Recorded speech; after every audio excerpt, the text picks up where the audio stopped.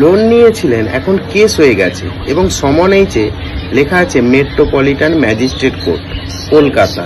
এটা কোন কোর্ট বোঝাচ্ছে? অনেক সময় আমার ক্লায়েন্টরা কোশ্চেন করে থাকে, স্যার মেট্রোপলিটন ম্যাজিস্ট্রেট কোর্ট থেকে আমার কাছে সমন এইছে, এই ধরনের নোটিশ এসেছে, আমাকে কল করে থাকে।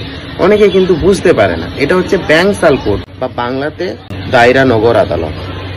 এটা হচ্ছে কলকাতাতে অবস্থিত ব্যাংসাল কোর্ট, বিবাদীবাগ যেটা পড়ে।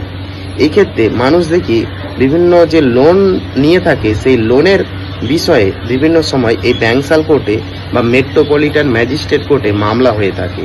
তো এই লোন সংক্রান্ত বিভিন্ন যে আপনার সমন এইছে সেই ক্ষেত্রে আপনাকে জামিন নিতে হবে, বেল নিতে হবে, ওয়ারেন্ট জারি হয়ে যেতে পারে। সেই ক্ষেত্রে আপনাকে জামিন নেওয়া জরুরি বিষয়।